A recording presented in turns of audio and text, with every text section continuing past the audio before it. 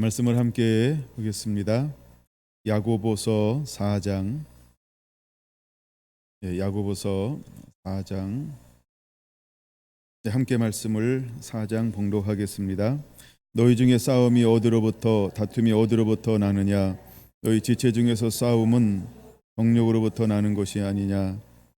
너희는 욕심을 내어도 얻지 못하며 살인하며 시기하여도 능히 취하지 못함으로 다투고 싸우는도다. 너희가 얻지 못함은 구하지 아니하기 때문이요 구하여도 받지 못함은 정욕으로 쓰려고 잘못 구함이기 때문이라. 가만한 여인들아, 세상과 벗된 것이 하나님과 원수되는 것을 알지 못하느냐?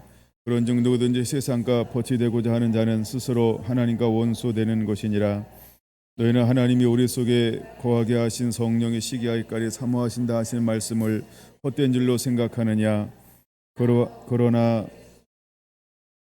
그러므로 일렀을 때 하나님이 교만한 자를 물리치시고 겸손한 자에게 은혜를 주신다 하였느니라. 그런즉 너희는 하나님께 복종할지어다.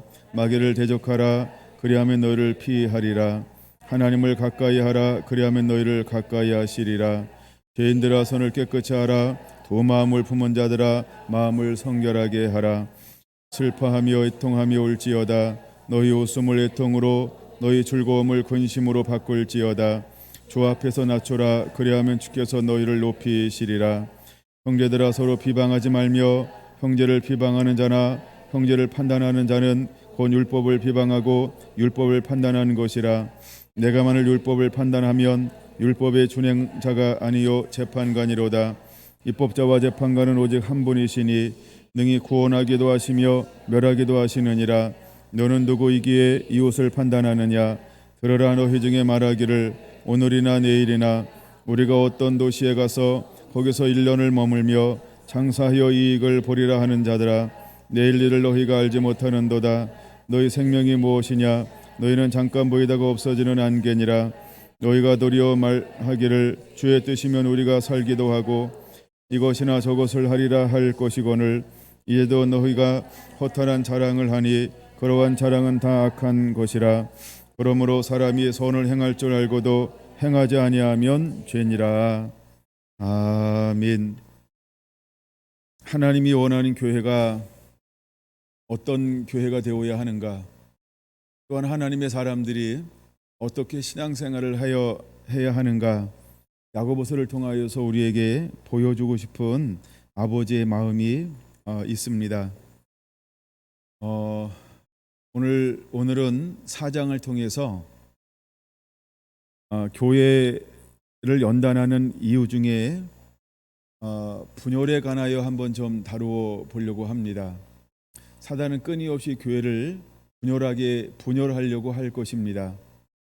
그래서 하나님은 우리에게 먼저 믿음의 실현을 허용하는 이유는 우리가 장성하여서 온전하여서 구비하여서 조금도 부족함이 없는 성숙된 하나님의 사람이 되기를 원하는 것입니다. 우리가 성숙되지 않았을 때 마귀는 우리를 공격해 올 것인데 무엇을 통하여 공격해 올 것이냐 하면 끊임없이 마귀가 하고자 하는 것은 교회 공동체 안에 분열을 조장하게 할 거라는 것입니다. 근데 그 분열이 왔을 때 우리가 이것을 어떻게 이겨내는 자가 되어야 할까? 무엇으로 이기는 자가 되어야 할까? 이 부분에 대해서 야고보서 4장은 우리에게 말씀을 하고 있는 것입니다. 크게 우리가 두 가지로 볼 수 있는데, 하나는 교만이라고 하는 것이 있고 하나는 겸손이라고 하는 것이 있습니다. 우리가 얻지 못함은 왜 얻지 못할까? 그것은 바로 쾌락을 추구하기 때문입니다. 다른 말로 말하면 정욕을 쫓아 구하기 때문인 것입니다. 또 다른 말로 말하면 자기를 위하여 구하는 자라고 말하고 있습니다. 이걸 한마디로 말하면 교만함이라고 말하고 있는 것입니다. 교만한 것은 하나님과 원수가 되어지는 것이지요. 그래서 2절의 말씀 보면은 이렇게 말씀하고 있지요. 2절 다시 한번 읽어볼까요? 너희가 욕심을 내어도 얻지 못하며 살인하며 시기하여도 능히 취하지 못함으로 다투고 싸우는도다. 너희가 얻지 못함은 구하지 아니하기 때문이요 라고 말합니다. 우리가 얻지 못하는 이유를 네 가지로 찾아볼 수 있는데, 첫째는 욕심 때문이다 이렇게 말하고 있습니다. 두 번째는 살인하며 시기하기 때문이다라고 말하고 있습니다. 그 다음에 세 번째는 구하지 아니하기 때문이다라고 말하고 있고, 얻지 못하는 네 번째 이유는 잘못 구하기 때문이다 이렇게 말하고 있는 것입니다. 그럼 우리가 믿음 생활하면서 하나님은 우리에게 제일 많이 요구하는 것 중에 하나가 무엇이냐면 기도하라라고 하는 것입니다. 기도한다라고 하는 것은 구하라라고 하는 것이죠. 우리가 하나님 앞에 나가서 끊임없이 우리는 기도하는 삶 살아야 합니다. 그와 교제하는 삶, 구하는 삶, 그래서 친밀함을 누리는 삶을 원합니다. 하나님은 우리에게 모든 것을 다 주겠다라고 말씀을 하시고, 더 나아가서 무엇을 할 때 주겠다라고 말씀하셨냐 하면 구하면 주실 거야 라고 말하고 있죠. 그래서 요한복음 15장에도 내 말이 너희 안에 있고 너가 내 안에 있으면 무엇인지 원하는 대로 구하라 그러면 다 이루리라 라고 말씀을 하고 있습니다. 우리가 예수 그리스도 안에 거하면서 그분이 우리에게 주기로 약속했던 모든 것을 언약을 붙잡고 기도할 때 하나님은 우리에게 주시겠다라고 말씀하신 것을 기억하시기를 바랍니다. 근데 이제 우리가 믿음 생활하면서 수없이 기도하고 또 우리가 필요한 것을 달라고 하는데 왜 응답이 오지 못할까? 이것을 4장 2절은 얻지 못함이라는 단어를 사용하고 있다는 것이죠. 그러면 어떤 경우에 얻지 못하냐라고 말할 때, 첫째가 정욕으로 쓰려고 구할 때 얻지 못한다라고 말하고 있는 것입니다. 1절 보면 이렇게 말하고 있어요. 너희 중에 싸움이 어디로부터 다툼이 어디로부터 나느냐라고 말합니다. 이 교회 공동체 안에 무엇이 들어올 수 있냐 하면 싸움도 들어올 수 있고, 그 다음에 다툼도 들어올 수 있다라고 하는 것입니다. 그리고 싸움과 다툼은 무엇을 위해서 들어오는 것이냐라고 볼 수 있냐 하면 분열을 일으키기 위해서 다툼과 싸움이 들어오는 것을 볼 수 있습니다. 그러면 우리가 신앙생활하면서 흩어진 이유가 무엇 때문에 흩어졌다라고 말씀을 드렸죠? 믿음을 지키기 위해서, 신앙을 지키기 위해서, 신앙 안에서 좀 더 안락하고 편안한 삶을 살기 위해서 복음 때문에 핍박받음으로 그들이 흩어져서 살게 되었습니다. 그래서 그들이 흩어져서 끊임없이 복음으로 삶을 살아내고 있습니다. 그러나 얼마의 시간이 지났을까? 그들 안에는 무엇이 다시 들어오기 시작했을까요? 옛것이 들어오기 시작했습니다. 옛날에 습성이 들어오기 시작을 했습니다. 그래서 그들 안에 온전히 믿음으로 말씀으로 성령을 쫓아만 행하는 것이 아니고, 우리 안에 아직도 온전히 변화되지 않은 옛 성품, 육이라고 하는 소욕, 즉 자기의 어떤 이런 자아, 그 다음에 자기의 욕망, 이런 것들이 다시 이렇게 일어나기 시작을 합니다. 그래서 교회 안에 무엇이, 또한 우리 안에 무엇이 드러나기 시작하냐 하면 시기와 질투가 드러나는데, 이것을 통하여서 무엇을 야기하게 만들었냐 하면 싸우고 다툼을 만들어냈습니다. 그리고 싸우고 다툼을 통해서 교회가 어떻게 변화되어지냐 하면 분열하기 시작한다라고 하는 것이지요. 그러면 이 싸움과 다툼이 일어날 때 어디서부터 나느냐라고 할 때 4장 1절은 너희 지체 중에서 싸우는 정욕으로부터 나는 것이 아니냐라고 말합니다. 여기서 말하는 정욕이라고 하는 것은 무엇이냐 하면 쾌락 그 자체를 목적으로 추구하는 것을 정욕이다라고 말합니다. 쾌락 그 자체를 추구하는 것이 정욕이라고 하는 것입니다. 우리가 싸우면은 두 가지 싸움이 있는데, 하나는 끝나지 않는 싸움이 있습니다. 두 번째는 끝이 있는 싸움을 말하고 있습니다.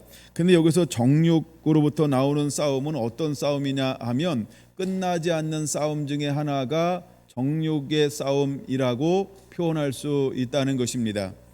아마 우리가 신앙생활을 오래 해도 또 많은 은혜를 누려도 우리 안에 끊임없이 반복해서 일어나고 있는 것이 무엇이냐 하면 이런 싸움과 다툼일 것입니다.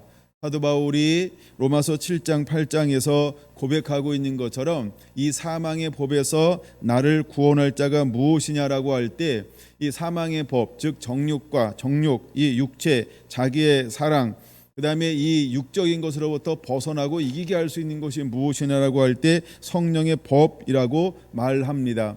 그러나 그는 또 이렇게 고백합니다. 나는 날마다 죽노라. 즉 이 싸움은 우리가 완전히 죽을 때까지 끝나지 않는 영원한 싸움이라고 하는 것을 볼 수 있습니다. 그러니까 이길 수 있다, 이길 수 없다 이것을 다루고 있는 것이 아니고 우리가 언제까지 싸워야 할 싸움이냐라고 할 때 이 정욕의 싸움은 끝나지 않는 싸움 중에 하나라고 하는 것입니다. 그래서 이 흩어져 있는 디아스포라 믿음의 유대인들이 이제 거기서 정착하면서 살면서 신앙생활을 하면서 시간이 흐르면 흐를수록 많이 성숙되어졌을 것입니다. 은혜도 많이 누렸을 것입니다. 삶도 이제 안정이 되었을 것입니다. 그리고 자리를 잡았습니다. 하나님의 복을 주어서 누림이 시작이 되어집니다. 여러분, 우리가 처음에는 싸우지 않지요.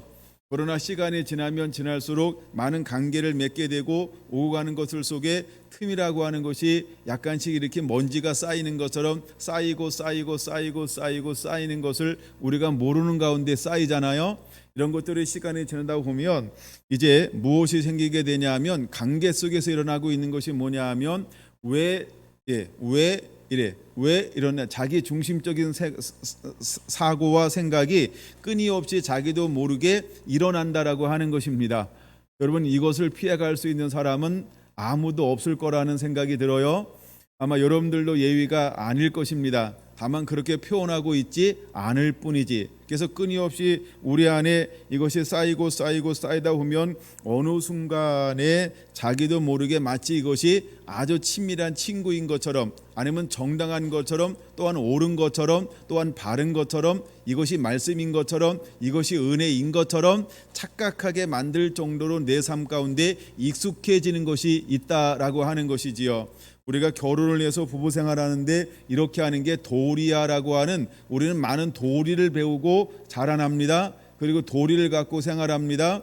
그래서 신혼의 삶을 보냅니다. 그리고 5년 지나고 10년 지나고 20년 지나고 30년 지나면서 점점 도리 위에, 사랑 위에 무엇이 생깁니까? 익숙함이 생겨버립니다. 근데 그 익숙함이 꼭 사랑이라고 하는 것으로만 익숙함이 생기는 것이 아니고, 때로는 내가 참고, 때로는 내가 인내하고, 때로는 용납하고, 또한 내가 봐주고, 또한 내가 간용하고, 마치 성령의 열매 안에서 그렇게 하는 것처럼 여겨졌던 것들이 어느 순간에 무엇으로 드러나게 될까요? 이제 그만, 이제 정말 너무 지친다, 아니면 너무 짜증난다, 아니면 너무 싫다라고 하는 것으로 이렇게 자기 자신은 뭘로 생각했어요? 사랑이라고 하는 성령의 소욕으로 생각했단 말이에요. 내가 인내하고 용납하고 배려하고 이렇게 막 봐주고, 또한 품고, 그 다음에 씨름해주고, 그럼에도 불구하고 했던 모든 것들이 마치 처음에는 사랑으로 한 것처럼 여겨지는데 어느 순간 이것이 무엇으로 다가와요? 내가 언제까지 해야 돼? 해도 너무해. 이러면서 갑자기 이것이 성령의 소욕이 아닌 육체의 소욕으로 확 돌변하게 되는 생각의 변화가 일어났을 때, 이때가 이제 문제가 되어지는 것이죠. 여러분, 우리가 혹시 이런 것에 속고 있다라고 한다면 다시 우리를 점검해야 할 것입니다. 그래서 우리 안에 자기도 모르는 가운데 무엇이 형성되어질 수 있냐 하면 하얀 육체적인 소욕이 이렇게 만들어질 수 있다라고 하는 것이지요. 나는 정말 성령의 소욕으로 했다고 합니다. 사랑으로 했다고 합니다. 그래서 용납하고 용서하고 간용하고 양선하고 막 헌신하고 충성하고 했단 말이에요. 근데 어느 순간 이것이 뭐가 되냐면 나 이제 내가 정말 하고 싶은 얘기를 하고 싶어. 내가 정말 이렇게 하면서 진짜 뭘 하고 싶으면서 무엇이 훅 올라오나요? 그렇죠? 이런 것이 올라온다는 거예요. 그럼 이거는 우리가 뭐라고 표현할 수 있을까요? 마치 야고보서 4장에서 우리에게 무엇을 보여주는 것이냐면 그걸 보여주고 있는 것입니다. 다시 한번 1절 읽으면 이렇게 말할 수 있죠. 너희 중에 싸움이 어디로부터, 다툼이 어디로부터 나느냐? 너희 지체 중에서 싸우는 정욕으로부터 나는 것이 아니냐라고 말하고 있다는 것입니다. 근데 이제 우리가 4장 1절을 보기 전에 지난 시간에 무엇을 봤냐 하면 이 부분은 좀 더 수요일 날 좀 더 확대해서 좀 나눌 것인데 3장 13절을 보았어요. 3장 13절은 뭐라고 말하죠? 너희 중에 지혜와 총명이 있는 자가 누구냐? 그는 선행으로 말미암아 지혜의 온유함으로 그 행함을 보일지니라. 그러나 너희 마음 속에 독한 시기와 다툼이 있으면 자랑하지 말라. 진리를 거슬려 거짓말하지 말라. 이러한 지혜는 위로부터 내려온 것이 아니요 땅의 것이요 정욕적이요 귀신의 것이니 시기와 다툼이 있는 곳에는 혼란과 모든 악한 일이 있음이라 라고 말을 하고 있다는 것이죠. 그러면 싸움과 다툼이 어디로부터 나온다라고요? 정욕으로부터 나는 것이라고 말하고 있습니다. 정욕이라고 하는 것은 야고보서 1장 14절 15절에 말하고 있는 것처럼 오직 각 사람이 시험을 받는 것은 자기 욕심에 이끌려 미혹됨이니 욕심이 잉태한즉 죄를 낳고 죄가 장성한즉 사망을 낳느니라 라고 말하고 있는 것처럼 이 땅에 있는 지체 중에서 그것이 욕심으로부터 이 모든 것들이 일어난다라고 하는 것을 보여주고 있습니다. 여러분, 사탄은 무엇을 통하여 우리에게 다가올까요? 바로 이런 자기도 모르게 쌓여있는 앙금과 같은, 자기도 모르게 쌓여있는 이런 먼지와 같은, 자기도 모르게 이렇게 벌어졌고 생긴 틈을 통하여서 사단은 역사한다라고 하는 것입니다. 제가 릭 조이너의 빛과 어둠의 영적 전쟁이라는 책에서 한 부분을 가지고 왔는데 한번 들어보시겠습니까? 1995년 2월 16일 꿈에 나는 커다란 마귀의 군대를 보았습니다. 그것은 내가 볼 수 있는 모든 곳까지 넓게 퍼져 있었습니다. 그들은 몇 개의 사단으로 나뉘어져 있었는데 각 사단들은 각각 다른 군기를 가지고 있었습니다. 가장 앞에 있는 가장 강력한 사단들은 교만, 자기의, 체면, 이기적인 야망, 불의한 심판이었지만 그들 중 가장 큰 사단은 질투였습니다. 이 거대한 군대의 지도자는 형제들의 고소자 자신이었습니다. 나는 나의 시야 너머에도 많은 악한 영들이 있다는 것을 알 수 있었습니다. 내 눈에 보이는 이들은 다만 교회를 대적하기 위해 지금 지역으로부터 풀려 나오고 있는 무시무시한 집단의 전위대였습니다. 이 무리들이 지니고 있었던 무기들은 각기 이름을 가지고 있었습니다. 칼들의 이름은 위협, 창들의 이름은 변절, 그리고 그들이 가지고 있는 화살들의 이름은 고소, 험담, 그리고 트집잡기였습니다. 그리고 거부, 비꼼, 참지 못함, 용서하지 못함, 정욕이라고 하는 적호병들과 작은 중대들이 주요 공격을 예비하기 위해 이 군대의 앞쪽으로 보내졌습니다.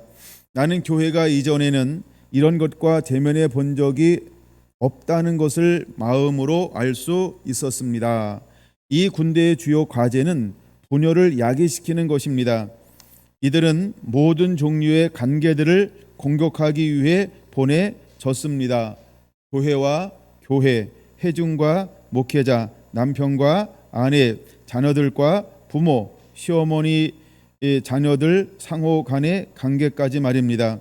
척후병들이 보내진 이유는 교회들, 가정들, 그리고 개인들 속에 거절, 비꼼, 그리고 정욕이라고 하는 구멍을 뚫어서 뒤에 오는 사단들이 그것을 활용하여 틈을 보다 넓게 만들 수 있게 하기 위해서였습니다.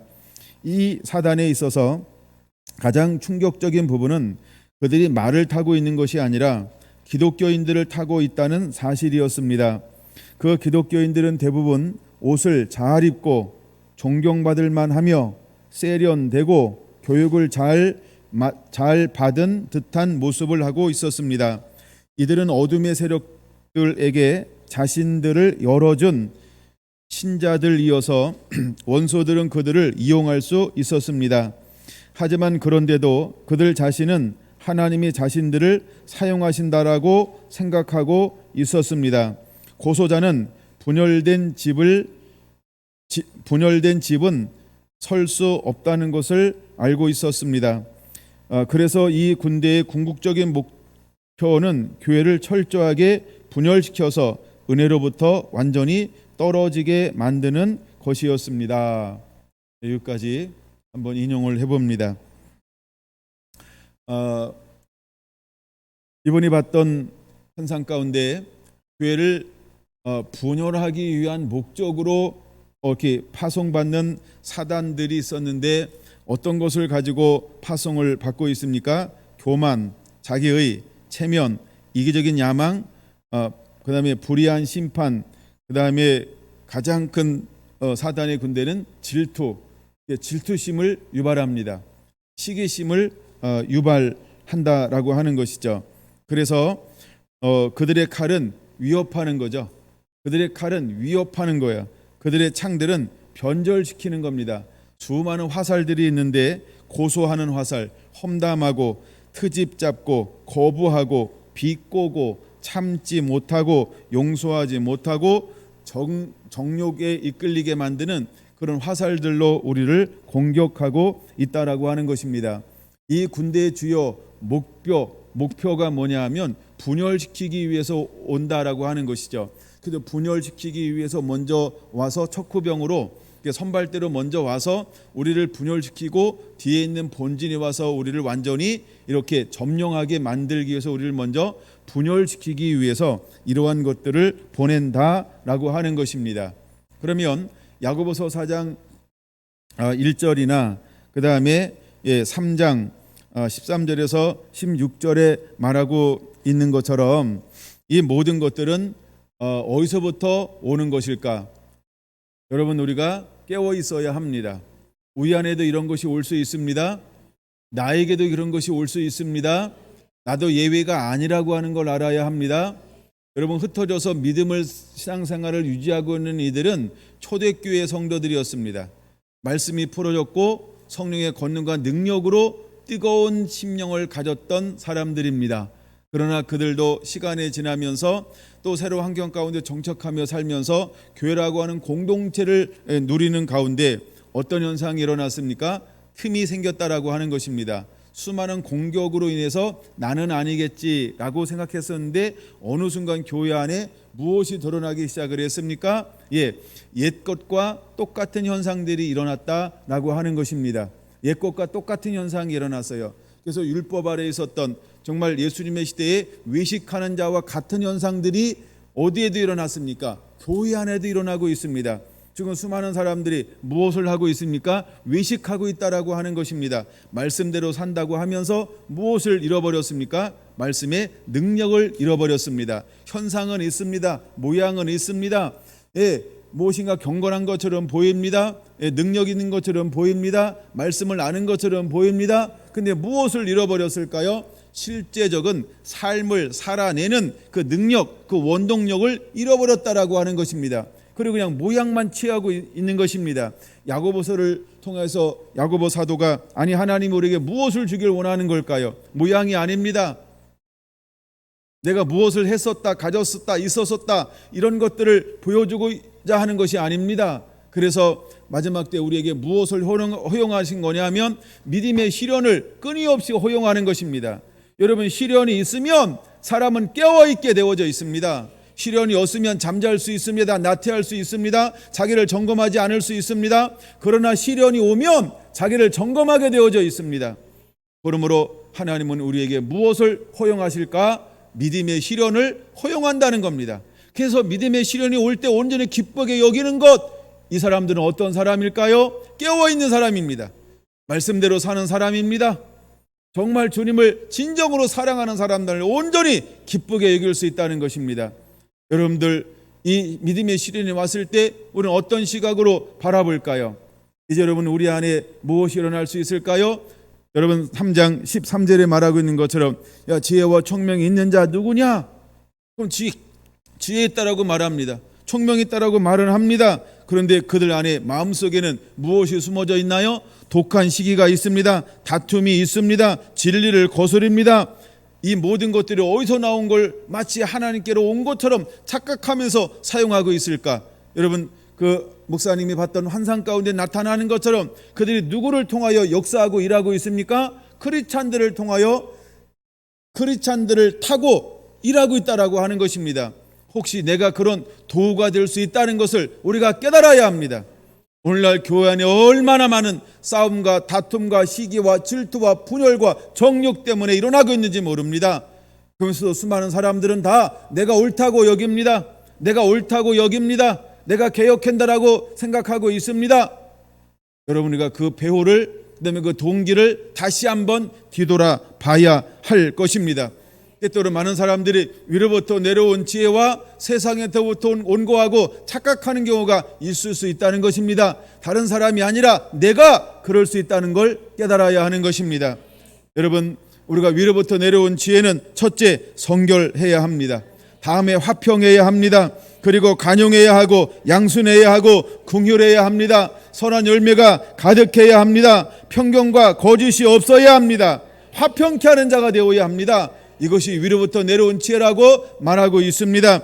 만약에 그 안에 시기와 다툼과 정욕이 있다라고 한다면 이것은 어디로부터 온 것일까요? 야고보서 3장 15절은 분명히 말합니다. 땅의 것이요, 정욕의 것이요, 귀신의 것이라고 말입니다. 근데 수많은 사람들이 이것을 착각하며 오늘 살아가고 있다는 것입니다.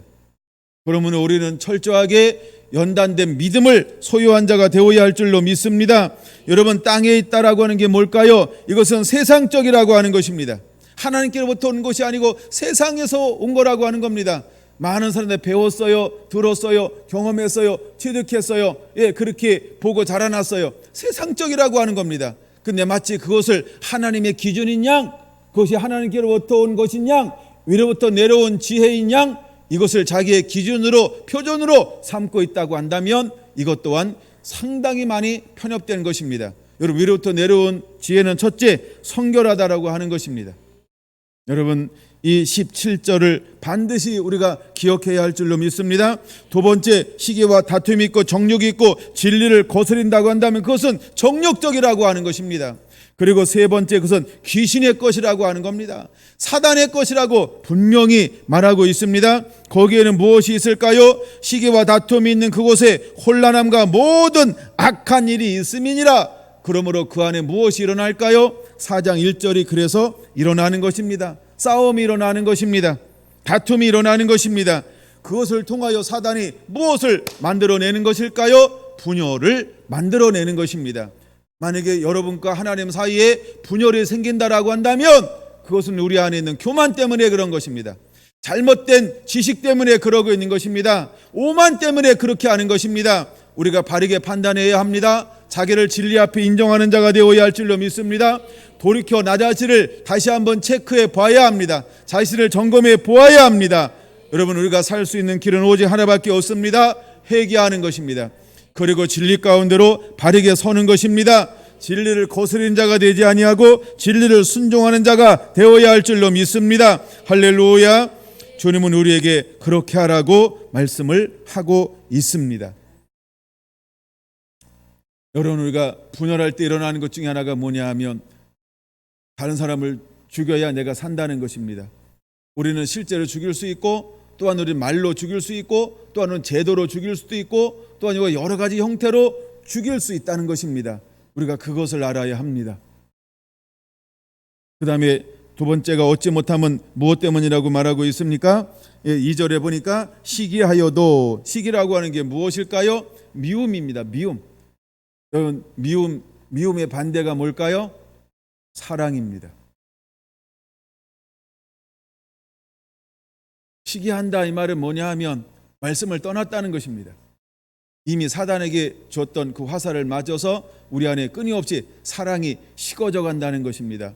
여러분 보세요. 미워하기 한번 시작해 보세요. 난 지금부터 당신을 미워하기 시작할 거야. 그래 보세요. 그러면 내 안에 뭐가 생길까요? 끊임없이 안 좋은 것들이 독버섯처럼 막 번식하게 되는 것을 보게 될 것입니다. 그래서 여러분, 우리가 시기 대신 우리 무엇을 추구하는 자가 되어야 할까? 사랑하는 것입니다. 사랑하면 희생합니다. 사랑하면 용납이 되고 용서가 되어지고, 사랑하면 새로운 것이 일어납니다. 사랑하면 높여주고 사랑하면 예쁜 것입니다. 사랑하면 좋은 것입니다. 여러분, 이제 우리가 마귀로부터 온 것, 정욕적인 것, 세상적인 기준을 갖고 마치 하나님 앞에서 옳은 것처럼 잘못된 그런 잘못된 그 추를 가지고 있는 것이 아니고, 제가 오늘 어느 지도를 보다가 이스라엘 지도를 가만히 보기 시작했어요. 그때는 마치 이렇게 추같이 생겼더라고요. 이스라엘 지도가 추같이 생겼더라고요. 예, 마지막 때 어떤 하나님과의 다림줄 같은 그런 게 기준이 되는, 참 멋있다 하여간 그런 생각을 한번 해봤어요. 예, 지도를 보면서 예, 하나님이 이스라엘을 추로 삼으셨구나. 그래서 우리가 이스라엘을 왜 축복해야 되고 왜 사랑해야 되고 왜 택했는지를 다시 한번 생각해 보는 것도 은혜가 되겠다. 예, 그런 생각을 제가 짧게 한번 해 보았어요. 예. 싸움이 이런 것으로부터 우리에게 일어납니다. 여러분, 초대교회는 사도행전 4장 32절에 보면 은혜를 딱 받으면 어떤 일이 일어났을까요? 한번 사도행전 4장 32절 찾아보겠습니다. 사도행전 4장 32절. 사도행전 4장 32절 찾으신 분 같이 읽을까요? 믿는 무리가 한마음 한뜻이 되어 모든 물건을 서로 통용하고 자기 재물을 조금이라도 자기 것이라 하는 이가 하나도 없더라. 할렐루야. 여러분, 그들 안에 성령이 임하니까 어떤 마음으로의 가치관이 변화되었을까요? 스피릿이 뭘로 바뀌었어요? 아버지의 마음으로. 가치관이 아버지의 마음으로 완전히 바뀌었어요. 이것이 말씀이 풀어지고 성령이 임한 하나님의 사람들의 특징인 것입니다. 근데 흩어져서 살고 있는 그 교회 안에 어떤 사람들이 점점점 일어나기 시작했어요. 첫사랑을 잃어버리는 사람들이 일어나기 시작했다는 것입니다. 무엇을 잃어버렸다고요? 첫사랑을 잃어버렸어요. 첫 마음을 잃어버렸어요. 처음에는 그러지 않았어요. 그런데 시간이 지나면 지날수록 그 하나님의 복을 주었어요. 은혜를 주었어요. 그다음에 신앙생활을 합니다. 시간 지나니까 신앙생활이 종교생활로 바뀌었어요. 그냥 종교생활로 바뀌었어요. 그래서 자기도 모르게 삶이 변질되는 것을 자기도 모르게 느끼지 못하게 되었어요. 여러분, 오늘날 우리가 정치를 보면 그런 걸 보고 있지 않나요? 우리가 요즘에 하여간 정권을 서로가 돌아가면서 잡잖아요. 그래서 우리가 요새 잘 쓰는 단어가 내로남불이라고, 자기가 야당에 있을 때는 여당이 하는 거, 또 나중에 바뀌어서 또 야당에 대해서 여당이 하는 거에 대해서 서로 이런 것들을 계속해서 나타나고 있는 것을 볼 수 있어요. 만약에 우리가 하나님 앞에 그런 삶을 산다라고 나를 한번 점검해 보신다고 한다면 이걸 하나님이 어떻게 보실까요? 여러분, 이것이 단순히 남의 이야기만은 아닐 수 있다는 것을 우리가 깨달아야 합니다. 이제 하나님과 나 사이에 나 자신을 점검해 보아야 한다는 것입니다. 우리가 은혜가 없을 때도 있어요. 또 은혜가 있을 때도 있어요. 우리가 은혜가 없을 때는 은혜를 막 추구합니다. 바르게 살겠다라고 말합니다. 근데 우리가 은혜를 받았어요. 은혜를 받았으니까 첫사랑을 가지고 있을 때는 굉장히 온전합니다. 뜨겁습니다. 열정적입니다. 나는 이렇게 평생을 살 것이다 라고 여겨집니다. 그러나 둘 다 시간이 지난다는 것입니다. 중요한 건 시간이 지난 다음에 내가 변절될 수 있다는 겁니다. 변절되는 걸 내가 느낄까요? 내가 알까요? 그게 중요한 겁니다. 내가 모른다는 것입니다. 제가 여러분들에게 꼭 소개해주는 책 중에 하나가 치유의 거장들인가요? 치유사역의 거장들이라는 책을 꼭 소개하는 이유가 있어요. 그 책을 소개하는 이유는 그 책은 태어난 게 있어요. 자라난 게 있어요. 그 다음에 변화가 있어요. 부흥이 있어요. 그 다음에 부흥을 누려요. 그 다음에 대부분의 많은 사람들이 인생의 만류에 가서 어떻게 됐을까요? 변질됐다는 거예요. 변질됐다는 거예요. 야, 이걸 끝까지 유지한다는 게 이렇게 힘들고 어렵구나. 그리고 이 땅에서 일어났던 모든 부흥들은 뭐예요? 부흥이 일어났다가 전부 부흥이 어떻게 됐어요? 꺼졌다는 거예요. 이게 부흥이 일어나는 것도 중요하지만 또 뭐가 있다고요? 부흥이 사그러들었다는 말이에요.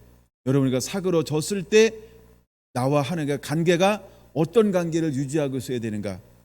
이건 여러분 개인과 하나님과의 관계에서 너무너무나 중요한 부분인 것입니다. 그래서 야고보 사도는 우리를 무엇으로 인도하기를 원하냐 하면, 그래서 믿음의 시련이 허용된다는 것입니다. 우리가 늘 깨어있게 하기 위해서, 우리가 늘 살아있는 하나님의 사람이 되기 위해서. 할렐루야. 그러므로 우리가 매일매일 우리의 믿음은 연단되어져야 한다는 것입니다. 여러분, 연단되어졌을 때 정결해지는 거예요. 그리고 살아있다라고 하는 증거가 되어지는 것입니다. 때로는 우리가 불편할 수 있어요. 우리가 깨어있지 않으면 잡혀 먹을 수 있어요.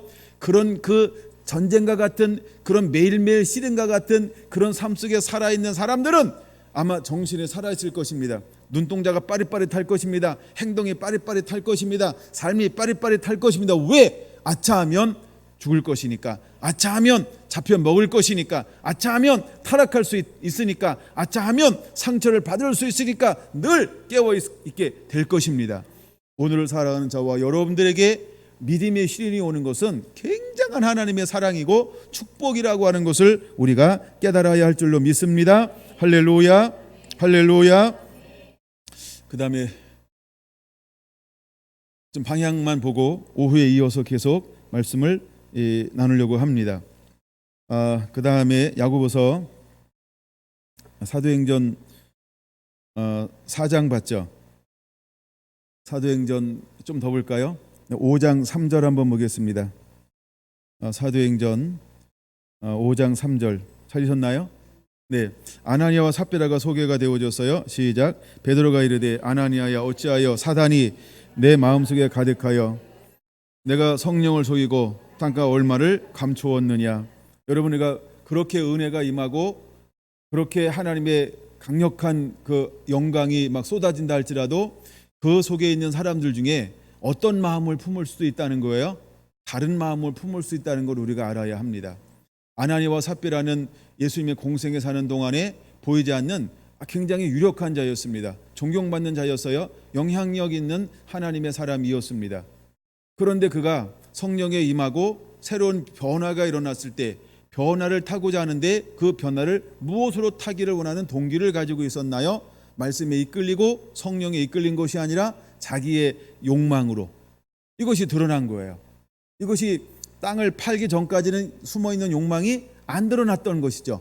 근데 실제로 땅을 파는 동시에 무엇이 밖으로 드러났나요? 자기 안에 있는 욕망이, 욕심이 드러나게 되었어요. 그래서 판 것을 얼마를 어떻게 했어요? 감추고 마치 무엇처럼 보이기 원했어요? 다 드린 것처럼 보이기를 원했어요. 그럼 이 안에 무엇이 있다는 거예요? 자기 욕심, 욕망, 자기 중심.